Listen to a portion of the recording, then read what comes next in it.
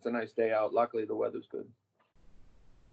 Ladies and gentlemen, we are back in the mix. Rob Vigeant Jr.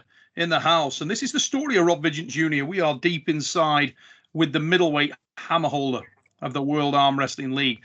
For those of you who didn't see episode number 1, we're going to put the link to that show in the description. So please go back, check it out. And when you've done that, come back and watch what we got for you right now. We're going to pick up where we left off with Rob.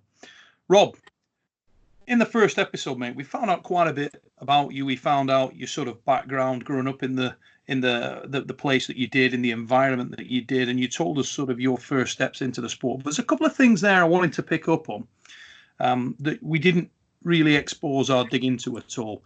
Number one, at the end of the piece there, you said you already had sort of a grounding in grip strength. Just give us a little bit of background and insight on that, mate.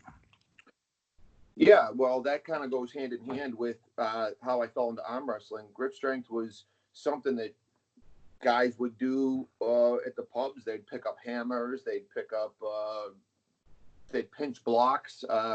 So I was curious about testing my hand strength, and I was looking online one time about, things to exercise my hands and kind of further that.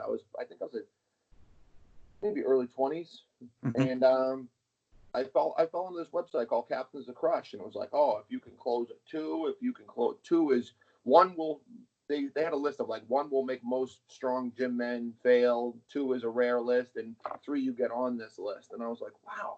So I went and I ordered some, and I progressed, and everyone, my cousins got them, my uncle that I talk about, that's the mechanic, got them, and we were all playing with them and squeezing them and doing these things. And when I saw that, I started to take at the time, there wasn't really a YouTube or anything. There was the grip board, which is still out there. It was kind of like the grip version of the Northeast board. And I started seeing, like, with these chat forums and stuff, like what people considered really, really, really good, like high level, like I was doing at my cousin's house with pinching plates and squeezing things and bending things. So I'm like, there was a tournament in 2000 and, I don't know when it was. Was it 2002? Maybe in Punxsutawney, Pennsylvania, a guy held a tournament called the Battle for Grip Supremacy or something. And I went and did it, and I think I took second there. And the event that killed me was more of a deadlift event. I lost by 2 seconds, first place by 2 seconds, because it was like a 600-pound deadlift hold. I mean, my spine was looking like this. It was a farmer's walk with like 305 pounds each hand. Yeah, so it was more the weight. The guy who won the event, I beat him in a lot of events, but he was a 400-pound strongman named Steve McGranahan. And deadlifting and stuff was his game. Like me, to put 600 pounds in my hands was just like my spine was going like this. So I had to take a second there, and then from there on, I won a couple of the events I was in that were supposed to be the biggest events. But I got into that because, again, tangible strength, things you can display, things you can feel, like a gorilla. Like a horse can pull a lot of weight, they can carry a lot of weight, but everyone thinks strength of a gorilla because it's so much like a human. It's like if it gets its hands on you, it can rip you apart. Like you could feel it, you could see it. It's tangible strength. So I was always enthralled by like hand, arm, like things like if someone could punch you right out, like super easy with like a quick shoulder snap. Those are the kind of things that as a man that I looked at. I don't disregard or disrespect anyone who can deadlift or squat 1,000 pounds. I think it's crazy. I can't do it. But I've never in my life found myself in a position where I'm like, I wish I could squat more. Jesus, if I could have only deadlifted a little bit more, that would have been easier for me. In my world, what I grew up in was all guys that were like maulers and manglers. They were bears, they were gorillas. And the hand, the arm, the shoulder, things like gripping, twisting, bending, arm wrestling, fist fighting. That was kind of like those were what you put your focus in. You didn't worry about how much you squatted. That was my acceptance of the grip sport. It just kind of came before arm wrestling. And then once I found arm wrestling, I just crossed over. Now, obviously, we've spoken in the past about your dad and your dad's influence on you, your dad sort of as a role model too. Just go into that a little bit, mate, for people who don't know the background to that. Yeah, he's one of those, when you describe me and say that I was cut from the shelf that was like top shelf of arm wrestling, he definitely had all that. He had all of it. But he's one of those people that was like ridiculously gifted in so many ways. And he's that like saddest story. That's, you know, when people say, I forget who coined it, but they said like the saddest thing in the world is wasted talent. And he was one of those guys that was so talented everywhere. He's that guy that everyone in his schools and everyone he grew up with thought he was going to be the next big thing, the next millionaire. He had articles about him when he was in the military for the most promising pugilist to come out of all of the fighting places. So he had articles written about him where he was an amazing boxer. You know, he had amazing deals where he was flown all over the world in the military. He was the top aircraft mechanic in the world in the Vietnam War. So he was going everywhere fixing that. You know, he was a really just good-looking, charismatic guy. People used to just, if they saw his truck out somewhere and they weren't planning on stopping in, people just stopped in because they wanted to be around his stories and his, just, he gave off an energy. So he natural aura. Yeah, he just had something about him that people were drawn to him. And he's still got it. He's still got it. It's just, you know, he got taken down the hole by a bigger demon, something a little bit bigger than him, you know. And my aunt, he saw my aunt get murdered back in the 70s, and I think it always turned him. He gets a little depressed nowadays, and he's always been that way. And, you know, honestly, he flushed a lot of his own talents in a pool of depression, really. So amazing talents, and he's had spurts of doing things that, you know, even conceptually incredibly genius IQ, but he for lack of better words, he flushed it away on a bar stool. So he obviously made a very big impression on you personally, though, Rob, as most, or I won't say most, a lot of fathers do, but he certainly made he left almost the legacies in you, isn't it? Really, absolutely. I mean, a lot of the things that he aspired to, are really coming to fruition in his boy. Really, when you look at it. Yeah, I think part of it too is because of some of his ways. He was a person you could never get his approval. So I grew up in a kind of like a negative place, always chasing that approval. So for me, it works better that I don't know if I ever got it from him. Like, he'll tell his friends and whatnot. I don't know if I ever got any like approval or round of applause or anything like that. So it kept me always in the chase. So what other people would be happy with was my starting ground for like almost like disgust and annoyance. Like, oh, I got here, but look at all this over here that I could get, you know? So it always kept me in that. It's dysfunctional in a way that I've never been happy with anything I've ever achieved, because I'm always looking at what I didn't achieve. It's not the 98%. I'm looking at that 2%. Sure. So in its own way, it's dysfunctional, but it's also a conditioning process that keeps you, if it doesn't break you, it keeps you in the hunt. Yeah, 100%. So, and you, to be fair, you do wear that now. You got that. You're always, I mean, I've spoken to you a number of times after some of the biggest wins in your career. And within an hour of doing it, you're still searching. It's like, could have done this, should have done that. What about this guy? For instance, the times I've even won the hammer, I don't look at winning the hammer. I look at how I won the hammer. Like, I'll shame myself over the loss with Jordan Sill or Justin Bishop, and that's. I was just going to say, I'm not taking this conversation as a way to knock on them that they didn't earn it or that they aren't great pullers in their own rights. But that's what I look at. I don't look at the 3 that I won. I look at the 1 that I fell short on. I remember the particularly after Justin, when we were talking in the bar at the afterwards with your sister and your brother-in-law and your missus there, and we were just chatting away, and all you focused on was that start. That's all you talked about. Yeah, it's a tough place to be where you're never happy with your result. It could always be more. It could always be cleaner. It could always be faster, because I feel like I'm, I don't know, it's like a ghost that it's not anyone else. It's me. But when you're your own worst critic, you can't really outrun yourself. You can't, like Facebook, I can turn off Facebook. I can log off it. But it's the voices in my head when I go to sleep. I can't outrun those. I can't outrun some of that darkness. I can't outrun it. And, you know, that's something that you got to learn to deal with and whatnot. But these are things that have been on the verge of either crumbling me or making me better, because I either have those days where I rise up and I'm like, I want to prove myself wrong, which to the level is a lot of times why I rage out, why I pound tables, why I go crazy. It's not because I'm aggressive towards the person against me. There have been those times. I can be an aggressive person.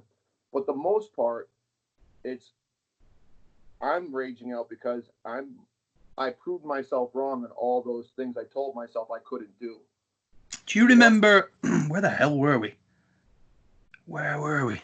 When we were at the practice table and we were playing, and we were both pretty loaded. I think BJ Fakakis was there and a couple of guys were there. And you called me over and said, come on, let's have a mess around. And I float started once on you and pinned you a second time. And you were like, we were joking, but I don't think they knew we were joking.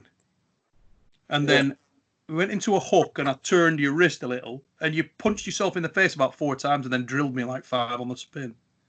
And when I walked away, we were like laughing. And one of the dudes, what the hell was his name? One of the big heavyweight guys came over and he said, Jesus, man, what was Rob's problem there? Why was he so angry at you? I said, he's not angry at me at all. We're good. I said, he's angry at him. Yeah. you were just revving up. Yeah, people don't understand. A lot of times when I rage, it's like people don't know what it's like to tell yourself and have self-doubt for months leading into an event. Like I could see a match, like we'll say Justin, for instance. Everyone around me is telling me, like, oh, you're going to beat this guy easy. I'm like, how do you know? You don't know this guy. You don't know what he's capable of. And he's a guy who's beat other world champions. And if he rolls this big, heavy, and strong, how do you know that? Why are you going to put that on me? And everyone could be saying that, patting me on the back. But the one person that mattered most that didn't believe it was me. Yeah. I'm walking in there going, I don't know. Now, of course, there's the rational side that goes, well, yeah, Rob, you can lift this much. You can contain this. Yeah. When's your hand been busted back? When have you done? But then there's that other side that's like, no, you can't. You can't. And that's the loud voice, which is why when I score a pin, there's a big fraction of me that I'm like, I didn't think I could do it. And I'm like, I'm releasing that demon. That demon is like coming out of me. I proved it wrong. I proved the person whose opinion matters most wrong. And that was me. Well, it was interesting. I know we're getting ahead of ourselves here, and don't worry, guys, we will get back on track. But we're just points that came up when the last couple of times where we'd spoken before your W.A.L defenses, and it wasn't necessarily a concern in your mind about whether or not you would. And this is pre-match. This isn't post-match. This is pre those matches. And you were saying to me, it's not so much whether I win or I don't.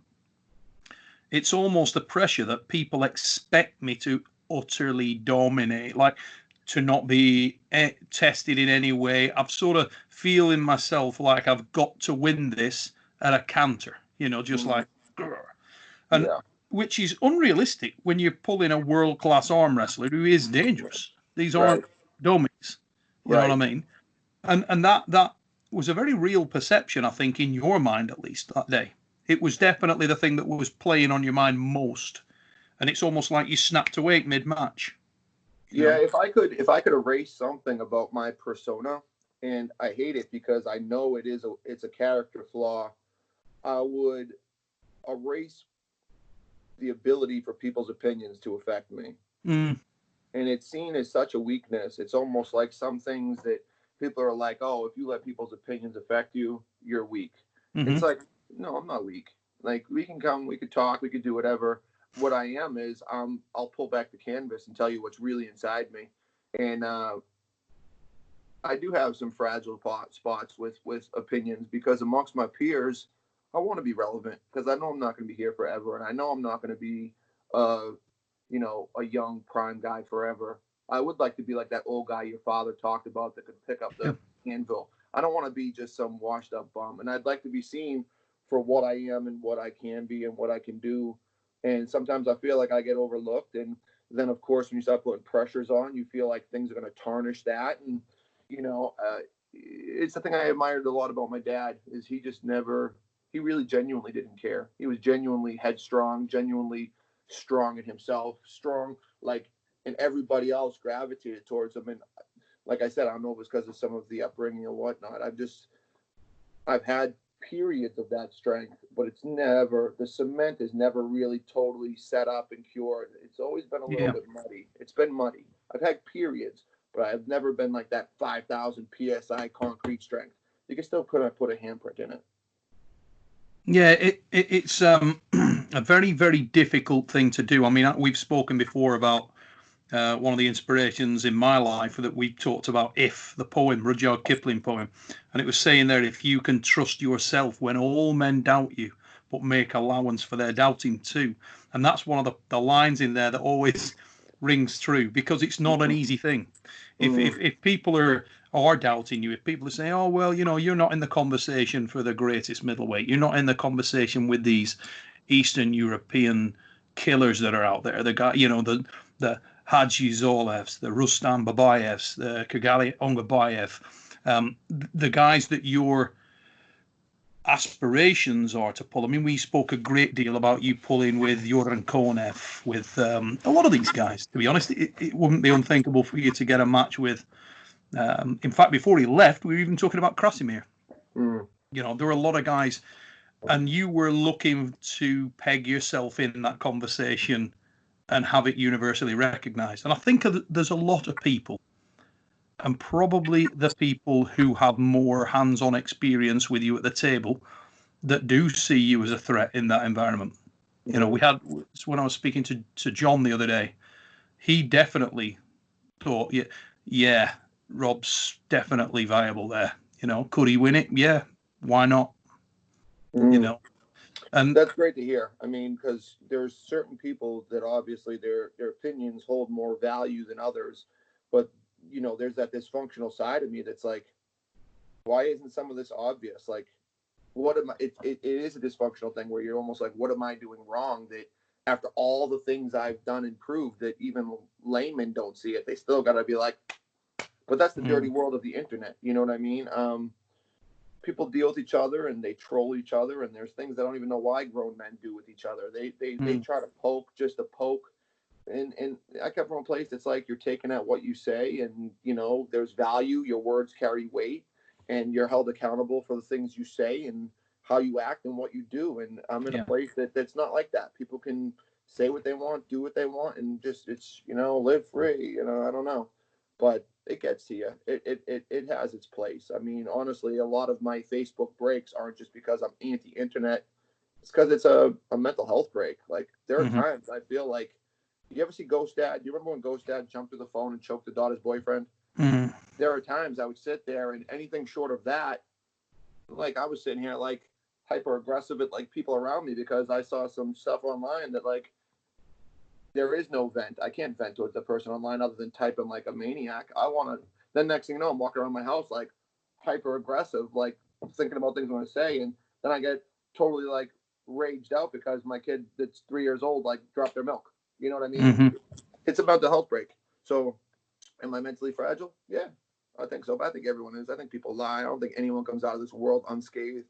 That's why you see people who have like, they're either on some therapies or medications, or they're workout freaks. Everyone has to have some release or outlet. And for a lot of me, arm wrestling is my outlet.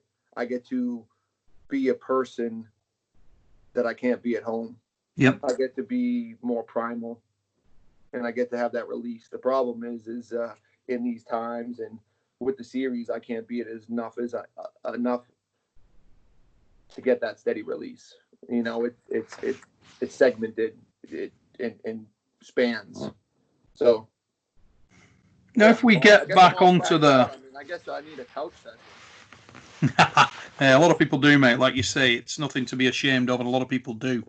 I think if we go back into sort of your career path, and we'll see how this joins up as we go forward. But after your first experience in the sport there, obviously you came in a blaze of glory there. I mean, winning your first tournament where there's professionals pulling, that's something that not a lot of people can sort of attest to it done.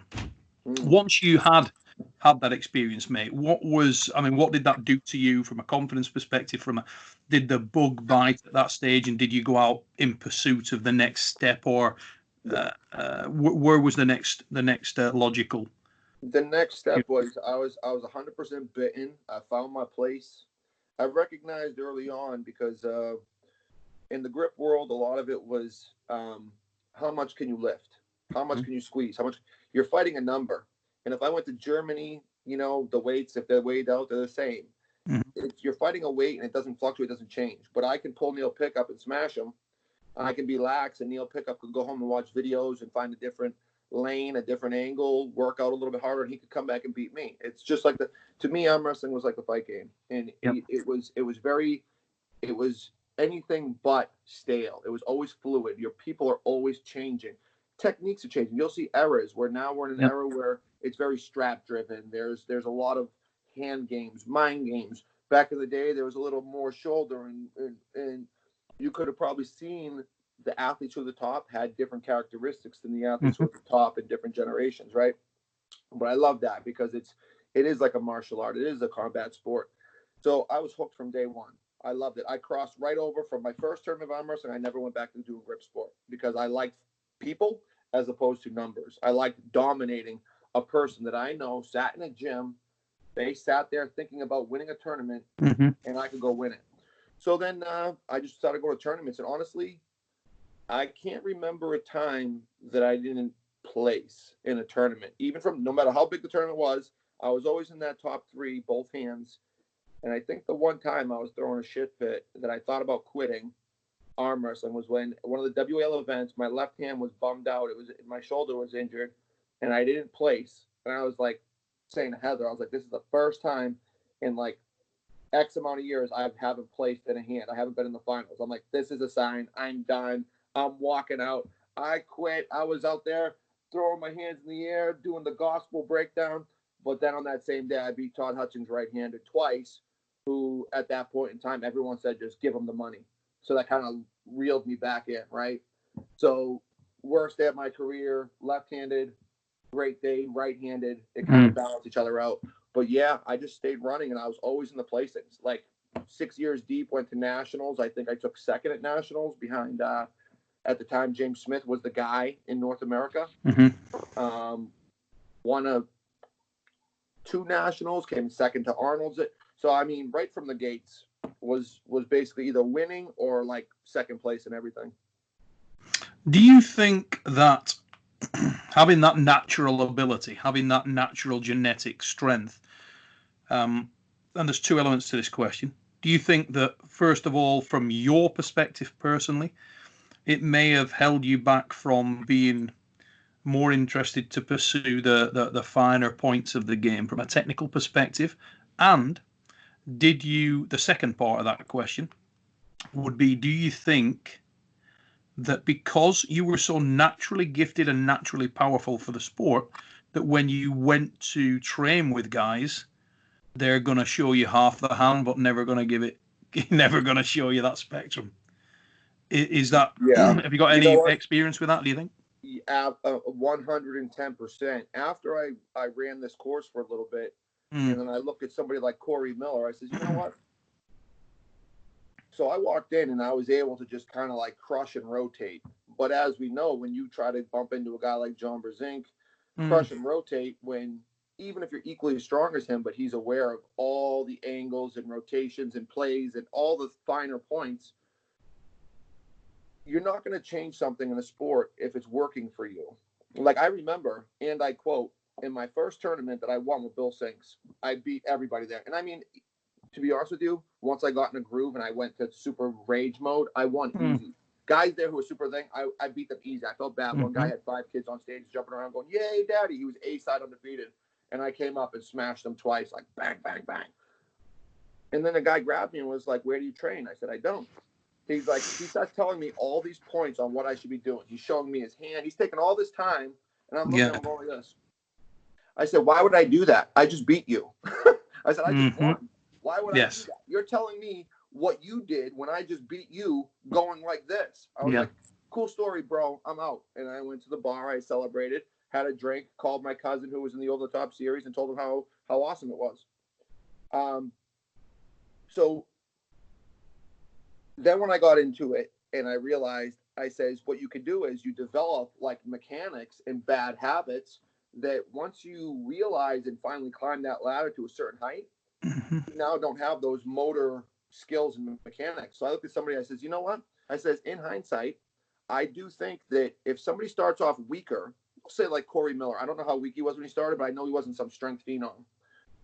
And then he found all the things he had to do to get any kind of advantage because everyone was stronger than him. Then once he had all that perfected and all that speed and timing, and he did everything he had to do to win a match, then you throw the salt and pepper of strength on there. Now you got a murderer. As opposed to me, I was just winning by like being a Frankenstein. Then when you put yourself against people who are comparably as strong, but they're way more polished, you've never been exposed to that polish. Because in your mind, you're like, why do I have to be that person? People are naturally lazy. This is even animals. This is why trackers and trappers can trap and put snares up for animals, because animals will always take the easiest path. They're not going to be jumping over rocks and cliffs. If there's a place between bushes and trees, they can find where the easiest path is and put a snare up. I always wondered that, like, how do they put a snare up for a rhino? Because they can see, like, this is the easiest path for them, and animals will do that. And I was an animal who saw the easiest path, and I never had to be more sound until you put me against somebody like Ron Bath, and I'm like, this kind of sucks. I feel like a fish out of water. And it's really interesting you've picked up on that point, mate, because the other day isn't out yet. It's in the can. But we were doing one of the In the Presence of Greatness shows. It'll come out in a few weeks, and people will go nuts and probably give me a lot of stick online. I was talking to Devon Larratt, obviously. And Devon Larratt's one of the most complete arm wrestlers I've ever come across.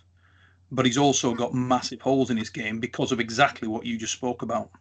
You said, obviously, I think sometimes if you're weaker, you're born weaker, or come to the sport weaker, you gain more technique because you have to. And I think there's definitely something in that. And it's not just weaker, it's less advantaged with levers in all different areas, less advantage with movement in all different areas, less able to reach parts of the table.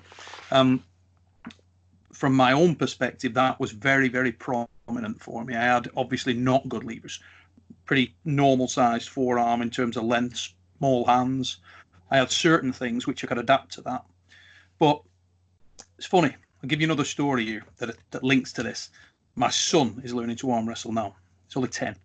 But he said to me the other day, he was watching a video of you on TV, actually. And I was talking to him about natural. You've got your movement should be based around who you are, and you've got to be very honest with yourself and look at your capabilities. And he was watching yourself, and he said, he's middleweight, isn't he? And I said, yeah, he's mega. Very, very good middleweight. He's the man at the moment in North America, maybe the world. He's certainly up there. And he said, you at your very best, Dad, could you have beaten him? And I said, maybe, but definitely not if I trained him. I appreciate that. That's a big, big statement. And what I meant by that was that purely and simply, you have a genetic potential. You have a potential in any sport that you get into. You can see, okay, that guy, they can do this. This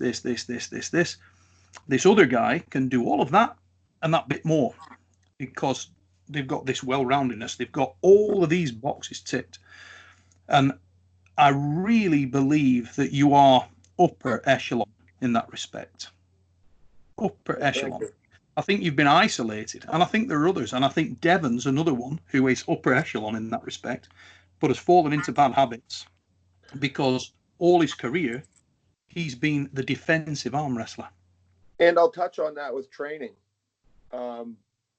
Training is very difficult because my hand is big, but also once people grip me, they'll realize that through the back here, it's really fat.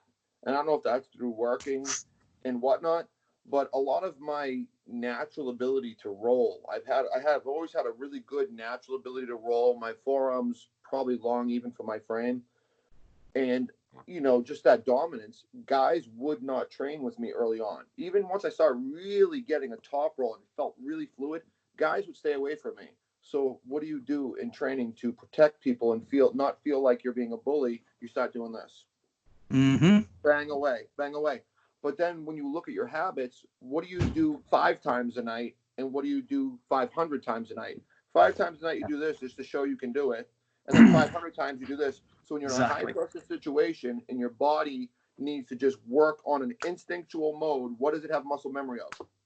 And then you start doing this with guys like when I jumped into heavyweights like Travis or Marcio or John Brzenk, and you start giving them all that running room. You're not even neutralizing more. So in some ways, the training had been almost a pitfall. Counterproductive because you're training the wrong way. You're giving yourself a mechanic that gets away from what is good for you.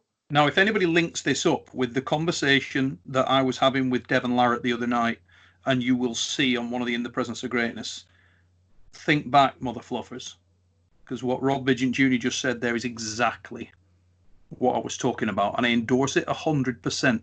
Not knocking Devon. I know he's a lot of people's boy. I introduced him to professional arm wrestling. I gave him the name No Limits.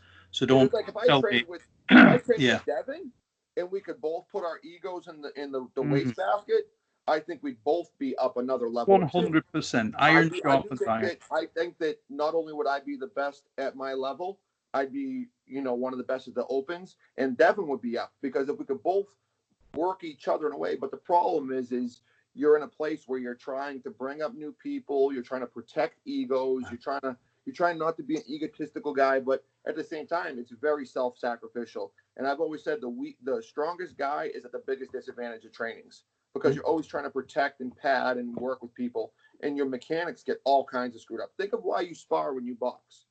100%. Boxing is almost like real fighting. They want you to hit, they want you to move, they want you to. But imagine if you went in there and was like, don't weave as much and frustrate the guy. Let him hit you in the face. Imagine what your brain would be like.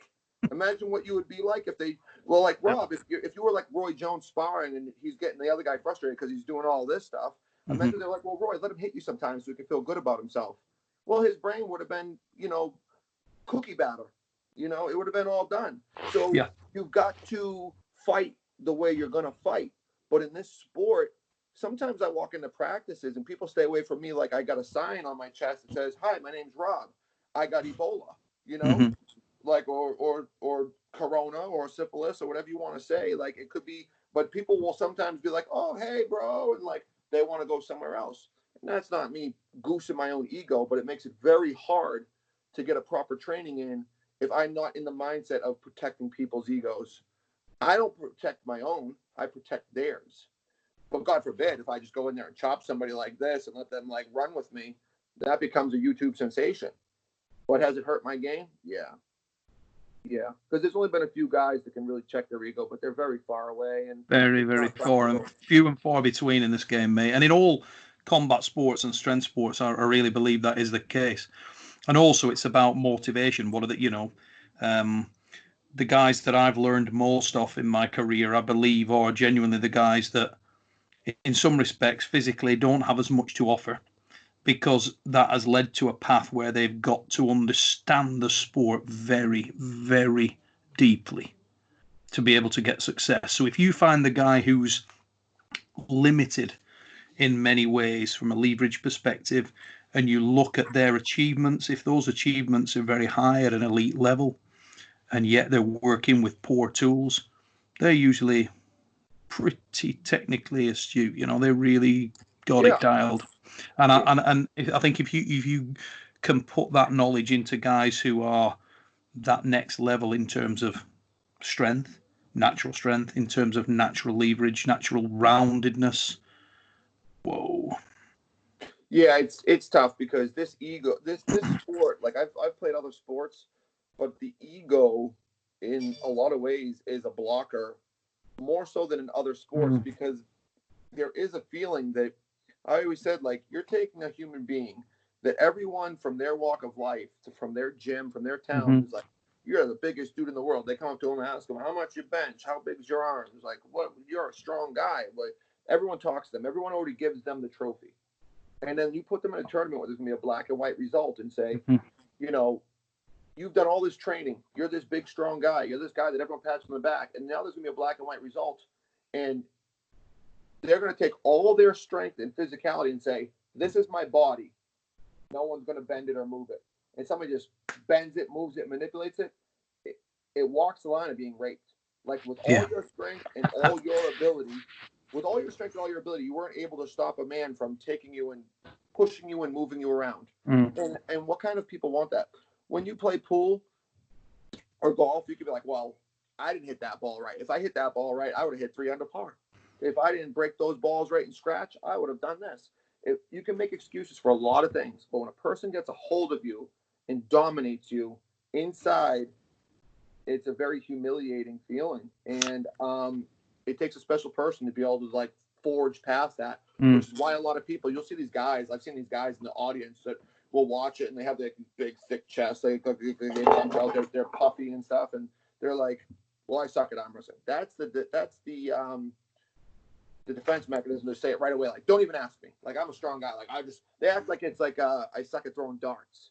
Like it's a trick. Like it's a game. Like throwing horseshoes or something. It's not the same. But the idea of being physically dominated really turns a lot of people off. Even the probability. Which, have you ever seen a fight erupt over somebody throwing darts? I mean, maybe in some shady joints, but money's being thrown around, or pool. Like it happens, gambling, but people always want to take it that level. Like, well, just because you can arm wrestle good doesn't mean you can fight. They're trying to throw that bluff card out there. Like, I know you got the pocket kings. I'm going to lie to you and tell you I got pocket aces, because they need to protect their ego. The ego is so fragile, and it carries through even in the high-end professional level. Like these guys, even at practices, I've seen top-end guys stay away from each other. They don't want to take losses to each other in practice. They don't want to feel each other. No. And, it makes it hard to develop, which is why you see guys that have the quote unquote best teams produce the best arm wrestlers. So we've had the high hookers. The high hookers have produced great guys. Back when Todd Hutchins and Chad Silvers and Matt Harris and stuff were down in North Carolina. Yeah. Was it North or South Carolina? North Carolina, I think. North Carolina. Yeah. They had a powerhouse team that all those, I think Olin Lucas, Matt Harris, one of the best left-handed. Then you talk out west when you had Brzezinski and Bongard and Bob Brown and Jordan Sill. And so, you look at the teams that are really good and they really have a good structure. They produce good people. Bulgaria under Svetan Gashevsky. They'd come with 5 guys, every single one of them serial killer. Every goddamn one of them. I'm sure like you see that now in Kazakhstan. You don't get shamed for losing. You are basically, this is your rite of passage. You're climbing. Like, oh, you don't break the board? Well, then we teach you how to break the board, and then you come back and do your test and break the board. Like, these people have a culture that, like, it's not a losing shame. It's not, you're not going there and getting throttled. You're not going there. Do I think that I've been taught? No. I got taught through which I was excited about having Ingen Terzi, because I've never had a physical conversation with the guy. I talked to him through email once. That's coming. Yeah. I would love to, because honestly, Ingen Terzi changed my life in arm wrestling. Ingen Terzi is a savage. That man is a master arm wrestler. He's one of the guys I was talking about a moment ago. He's one of those guys. Svetan Gashevsky is another one of those guys. Yeah. There's a few of them around the world. There's a few of them. Lorenzo Villar from Spain. May not win everything now, but in his day, killer. That guy understands arm wrestling. I watched Ingen Terzi, and it changed my life, because I found myself, like, I made the joke that I didn't have a hard time arm wrestling until I learned how to arm wrestle. That was the truth. And I found myself in matches with people that I was like, I know I'm stronger than them. I know I can bring more to the table than I'm showing. Why can't I?